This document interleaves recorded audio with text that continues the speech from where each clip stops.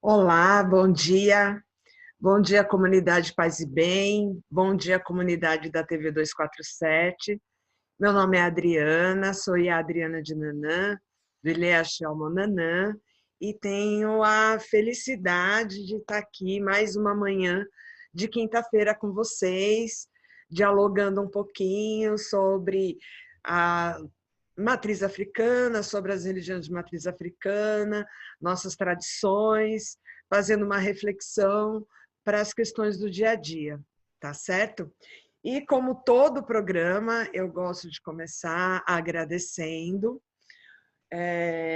como eu já disse para vocês em outros programas, que agradecer, a gratidão é como se fosse um ebó, né? Ebó para a gente rituais para trazer fartura, prosperidade, para levar embora coisas ruins, e nós sermos gratos pelas oportunidades que nós temos, gratos pelas pessoas que conhecemos e que cruzam nosso caminho, que são sempre oportunidades de aprendizado.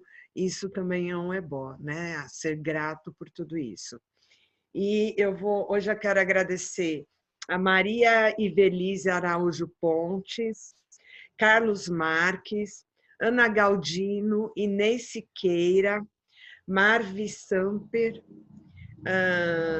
inclusive me corrija se eu estiver errada, né, se eu pronunciar errado o seu sobrenome, Marvin, Edson Miguel Silva, a professora Cláudia Xavier, Patrícia Porto, Maria Helena Mendonça, Albertina Brasiliense e tantos outros que colocam seus comentários, colocam suas dúvidas. Agradeço imensamente, porque assim é uma forma de eu aprender, primeiro entender o que vocês estão entendendo, né, das minhas falas, do que eu estou trazendo aqui para vocês, como também me dar ideias para trazer outros temas, quando a gente terminar essa série apresentando cada um dos orixás, dos principais, né, cultuados aqui no Brasil, e o carinho que vocês colocam, que vocês declaram, né, todas as observações, isso fortalece o canal, me fortalece também, né, porque aí eu entendo que está sendo legal o que eu estou fazendo, que vocês estão gostando. E se eu não estiver gostando também, se tiver coisa para a gente mudar, manda aí sua mensagem.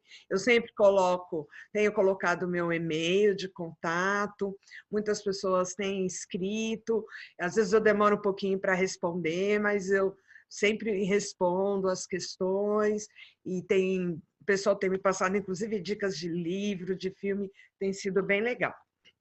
Hoje eu não vou, inclusive, nem citar nenhuma mensagem específica, porque o Itan, né, a história que eu trouxe hoje é um pouco longa, mas bem interessante. E a gente vai falar hoje de Xangô, que, assim, Xangô é aquele orixá, não tem um barracão que quando começa a louvar Xangô, todo mundo cresce, assim, né? É muita alegria, é uma expansão, é uma energia muito potente que aquece os nossos corações, aquece a nossa vida. E eu vou contar aqui um pouquinho uma história de Xangô, um Itã. Xangô é visitado pelos 15 odus e acaba ficando rico. Odus são caminhos, simplificando bastante. Quando eu terminar a série de orixás, eu posso, né, trazer aqui e falar um pouquinho sobre o que é odu, inclusive é o que muitos sacerdotes trabalham no jogo também. Olha lá, o periquito já se animou, estava quietinho até agora. No princípio do mundo, 15 odus reunidos foram procurar os babalaôs para saber o que fazer para melhorar de vida.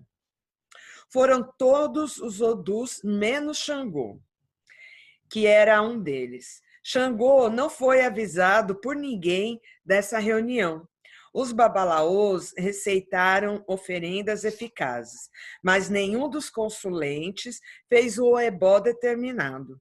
Xangô, porém, sabendo que era menosprezado pelos outros odus e informado da fórmula prescrita pelo oráculo, correu a preparar sozinho aquele ebó que os adivinhos pediram, arriscando-se muito para realizar a tarefa.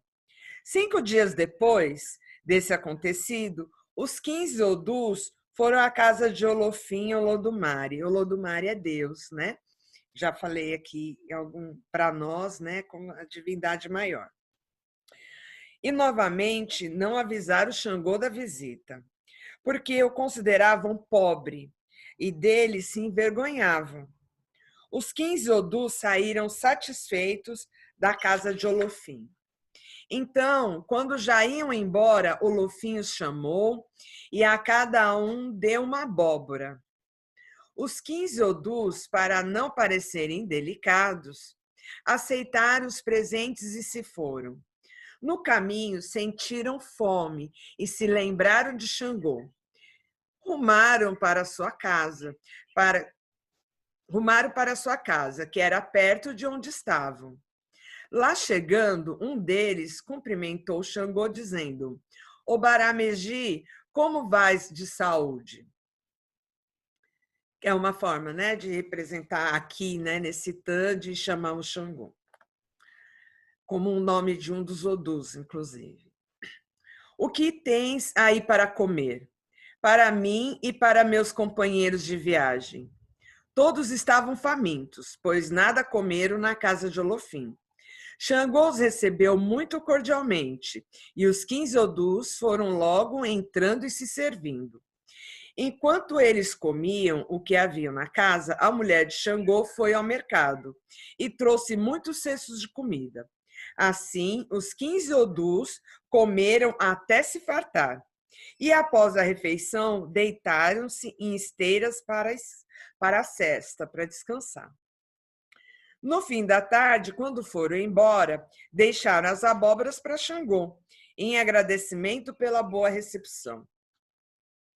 Mais tarde, quando Xangô sentiu fome, sua mulher o repreendeu por sua generosidade extremada. Tudo o que havia de comer fora dado aos Odus, que nem sequer o trataram com camaradagem dos colegas.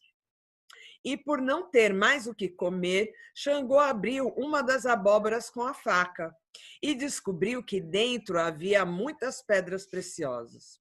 Xangô correu todo alegre e ansioso para mostrar aquelas pedras a um comerciante de joias que as examinou atentamente e disse tratar-se de brilhantes e outras pedras preciosas. Xangô foi para casa e abriu cada uma das abóboras, e cada uma continha um tesouro inimaginável. Xangô tornou-se muito rico, o mais rico habitante do lugar. Construiu um palácio e comprou cavalos das melhores raças. Depois de um tempo, os Odus voltaram à casa de Olofim. Xangô também se dirigiu à casa do grande rei, e não foi só. Foi acompanhado de grande comitiva e muita pompa. Olofim, vendo todo aquele alvoroço de lacaios, pajens e acompanhantes, quis saber quem vinha lá com tão majestoso prestígio. Era Xangô, e Xangô era agora um homem rico, o mais rico. Os 15 Odus estavam embasbacados com a ostentação do Odu pobre. Olofim perguntou então aos 15 Odus o que haviam feito das abóboras e todos se apressaram em responder que as tinham dado a Xangô. Então Olofim disse que dentro de cada abóbora existia uma fortuna, que ele pessoal e generosamente destinara para cada um dos seus filhos, os Odus, mas que quisera a sorte que tudo fosse somente de Xangô, o Odu Obarameji. Xangô era então mais rico que qualquer um dos 15 Odus. Xangô era então mais rico que os 15 Odus juntos. Os Odus estavam inconsoláveis e pediram que Olofim fizesse justiça. Queriam de volta as abóboras com suas heranças. Para a felicidade de Xangô, a justiça já tinha sido feita. Foi esse o veredito final de Olodumare. Bom, esse TAM traz várias reflexões para a gente, né? Mas eu acho que o principal, principalmente para os dias de hoje, é o valor que a gente dá para as pessoas e para as coisas, né? Percebe que, enquanto ele era pobre, e muitos de nós já passamos por isso, né?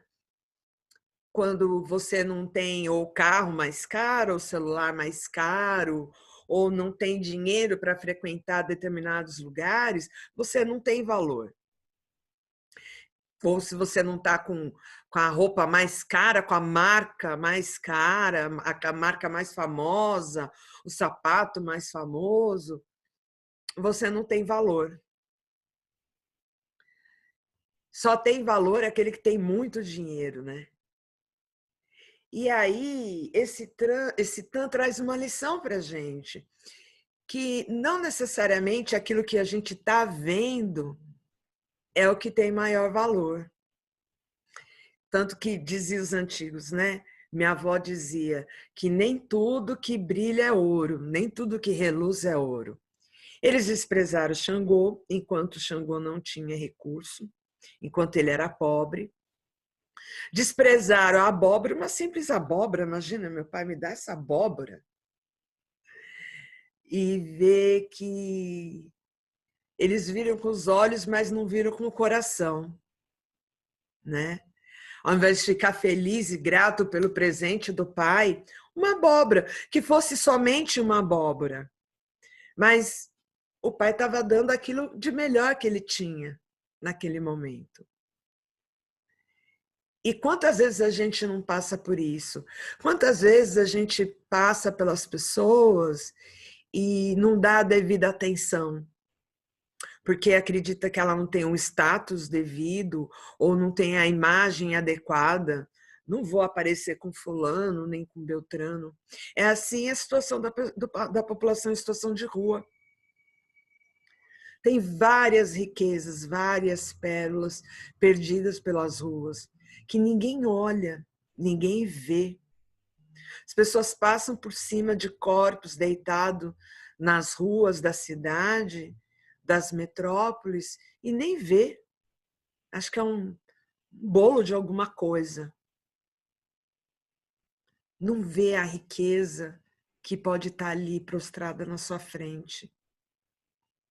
São coisas para a gente refletir.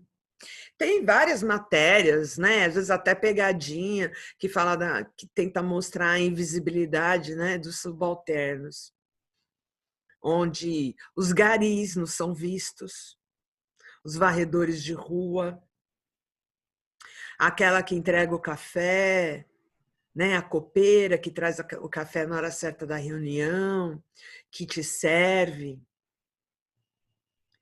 E não se vê a riqueza que pode estar por trás daquela imagem aparentemente simples.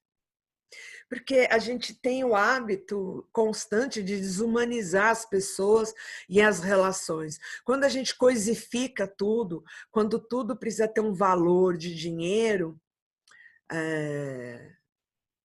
a gente passa a ser mais pobre. E nesse momento onde, com essa pandemia, muitas pessoas com dinheiro morreram, muitas pessoas de classe média. Com a questão da diferença social, né, da desigualdade social, agora está mais gritante do que nunca, onde rico parou de morrer, né? Porque além de se alimentar bem, tem um bom plano de saúde, eu tenho dinheiro para pagar tudo particular, paga, né, paga seu tratamento, como paga sua viagem para Ibiza. Diferente de quem não tem dinheiro, não tem, né, uma boa alimentação, não tem um sistema, né, de saúde. a contento, e mais ainda, não pôde fazer isolamento, porque quem tem dinheiro, quem tem condição, está podendo fazer seu isolamento, né? Ficar lá restrito, comprar tudo pela internet. Agora, quem não tem dinheiro, está indo servir, está indo levar seus produtos que você compra pela internet, seus alimentos, seu remédio, tudo que você precisa e que você está conseguindo adquirir sem sair de dentro de casa, algum corpo pobre está se movimentando para lhe servir. E muitas vezes recebe, nem olha nos olhos da pessoa que te entregou, nem agradece que essa pessoa ela se colocou em risco, porque ela precisa sim. Mas se ela não fizesse isso, você também precisa. E esse acho que faz a gente refletir o que brilha aos nossos olhos, o que brilha aos seus olhos. Qual valor você dá para cada um que te serve de alguma forma? Porque no mundo, por mais dinheiro que você tem, ninguém vive sozinho. A gente não produz a própria roupa, a gente não produz, não planta o nosso alimento, ainda mais quem está nas capitais, né? Quem está nas metrópoles. A gente depende dos outros. No candomblé, nas religiões de matriz africana, para a gente isso é muito tranquilo, porque a gente... uma das frases que eu mais digo, que eu mais ouvi desde novinha no candomblé não se faz nada sozinho, nada. Uma reza, quanto mais gente rezando por uma pessoa que está lá deitada, às vezes por um problema de saúde, ou seja o que for, mais axé para aquela pessoa, mais força. E todos os preparativos, tudo que a gente vai fazer é coletivo e comunitário, né? Coletivo, que não se faz sozinho e se faz para todos, né? Então, a gente tem esse exercício na prática, mas quando se vira para essa sociedade, quando passa do terreiro para fora, para o mundo normal, né? Um mundo normatizado, capitalista, nessa estrutura toda, você lembra, você olha nos olhos das pessoas buscando o real valor que ela tem? Ou você olha na roupa que ela está vestindo, ou no perfume, se é francês ou não, se é o mais caro, né? São coisas para a gente parar para refletir. O real valor que a gente dá às coisas e qual o real valor que nós temos. Porque em busca desse valor material, muitas pessoas têm morrido, adoecido, trabalhando loucamente, se vendendo às vezes por qualquer coisa, vendendo a alma, literalmente, né? Por dinheiro, por coisas materiais, por coisas que apenas brilham, né? E aí tem o ouro de tolo, por coisas que apenas brilham, mas não necessariamente têm um valor, né? Um valor real, concreto, que é aquilo que aquece a nossa alma, o nosso coração. Não tem nada melhor do que você receber, às vezes você está triste, ou você está chateado, ou está preocupado, recebe uma ligação de um amigo que pergunta como você está bem hoje? Independente da classe social, da diferença de valor, de quanto tem na conta bancária, mas aquela pessoa ela é importante para você, não a conta dela. Se aquela conta é importante, então não é a pessoa. E aí você está entre esse rol aí dos 15 ou dos, né? E não necessariamente essa pessoa, quando que ela pode ter o valor material, não necessariamente é aquela que vai te apoiar quando você mais precisa. E vice-versa, né? O fato de a gente ter o dinheiro não necessariamente quer dizer que a gente tem ajuda e apoio nas horas que precisa. Nas horas que a gente mais precisa, mesmo que o dinheiro... Porque dinheiro é muito cruel, né? Porque tudo tem um custo, é a água, é a luz, daqui a pouco vão conseguir taxar, acho que até o ar que a gente respira, a casa, o tudo. Às vezes o problema parece que é dinheiro. Às vezes a gente está passando uma dificuldade muito grande. Mas o que resolve sempre é uma pessoa. É um amigo, que às vezes não tem o dinheiro que você precisa, mas ele te dá acesso a um trabalho. Ele te traz uma cesta básica, ou ele te lembra de alguém que pode resolver o seu problema. Então, será que o dinheiro é a solução para tudo? Ou a falta dele é o total problema? São coisas para a gente refletir. Porque às vezes você ter as pessoas certas, pessoas com quem você pode contar, é que faz a diferença na vida da gente. Não só o dinheiro. O dinheiro sozinho, ele não faz nada, ele não se movimenta sozinho, né? Depende da gente, depende de você. E movimentar para o lugar certo depende de você também. Depende de cada um de nós. Bom, é isso a reflexão para o dia de hoje. Espero que vocês tenham gostado. Xangô também é o Deus da justiça. Nós apelamos a ele em todas as causas que nos sentimos injustiçados. E é um pai maravilhoso. Eu vejo, assim, eu sinto o Xangô assim como que é isso, o pai da justiça, um grande pai festeiro. Ele tem 12 ministros. Diz que ele tem 12 ministros para que 6 sejam sempre a favor e 6 sejam sempre contra. Então, cada decisão que ele vai tomar, ele ouve cada um dos seus ministros, para ouvir os prós e os contras, para que aí então ele possa tomar uma decisão, buscando sempre ser o mais justo possível, né? Então, eu tenho muito carinho, devo muito a esse orixá, muito mesmo. É um dos meus ancestrais familiares. Tenho muita alegria e cada vez que toca para o Xangô, meu coração enche de alegria. E eu tenho certeza que não é só a mim, porque o barracão esquenta na hora que a gente toca para o Xangô, que eu ouvi tocar para o Xangô. O coração da gente esquenta, se sente aquecido e acolhido. E é o que eu desejo para cada um de vocês, para cada pessoa que estiver sendo injustiçado por qualquer motivo, que Xangô execute sua justiça na sua vida, né? Que cada injustiçado seja defendido.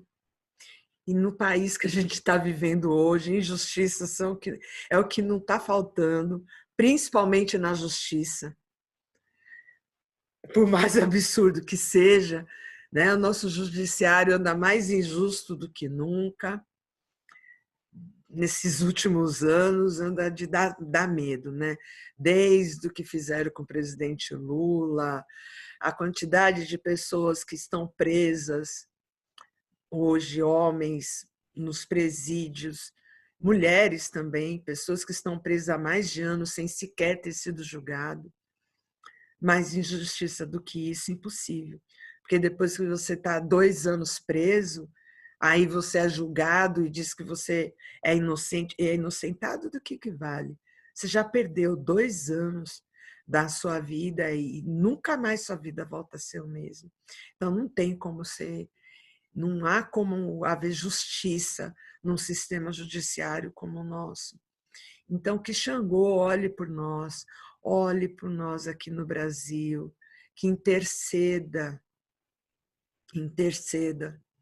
por todos nós, em todas as esferas, porque não anda fácil para ninguém aqui, né? As coisas andam bem complicadas, tá certo? Tenha uma quinta-feira abençoada.